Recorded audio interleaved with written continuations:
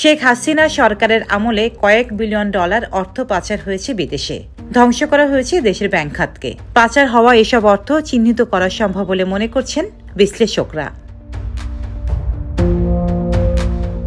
আর এই অর্থ ফেরত আনতে দেশের আদালতে অপরাধ প্রমাণ সহ লাগবে চুক্তিও। পাচারকারীকে আটক করে কঠোর পদক্ষেপের মাধ্যমে অর্থ ফেরত আনার পক্ষে মত দিয়েছেন আর্থিক গোয়েন্দা সংস্থা বিএপিইউর সাবেক কর্মকর্তা মাহফুজুর রহমান।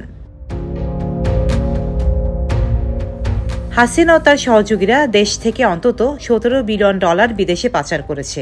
এই তথ্য খোদ কেন্দ্রীয় ব্যাংক গভর্নরের।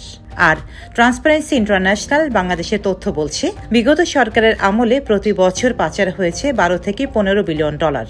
পাচার হওয়া এসব অর্থের অন্তত 80% হয় আমদানি রপ্তানির আড়ালে। এই অর্থ ফেরত আনতে টাস্কফোর্স গঠন করেছে সরকার। তবে পাচার হওয়া অর্থ ফেরানোর নজির খুবই কম। দীর্ঘ আইনি প্রক্রিয়া শেষে কিছু অর্থ ফেরত পেয়েছে ইউক্রেন, ফিলিপাইন ও পেরু। আর্থিক গোয়েন্দা সংস্থা বিএপিইউর সাবেক কর্মকর্তা মাহফুজুর রহমান বলেন, ব্যাংকিং চ্যানেল অর্থাৎ আমদানি রপ্তানির আড়ালে পাচার হওয়া অর্থ চিহ্নিত করা সম্ভব, তবে তা সময় সাপেক্ষ।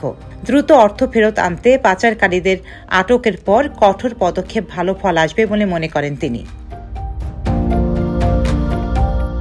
আইনজীবী ব্যারিস্টার ওমর ফারুক বলেন, পাচারের ঘটনার বিচারের জন্য সঠিকভাবে মামলা দায়ের ও তদন্ত করতে হবে। যুক্তরাষ্ট্র ও যুক্তরাজ্য সহ বিভিন্ন দেশ ও সংস্থার সহায়তার আশ্বাসে পাচার হওয়া অর্থ ফেরত আনতে আশাবাদী বাংলাদেশ ব্যাংক। ডেস্ক রিপোর্ট, সাম্প্রতিক দেশকাল।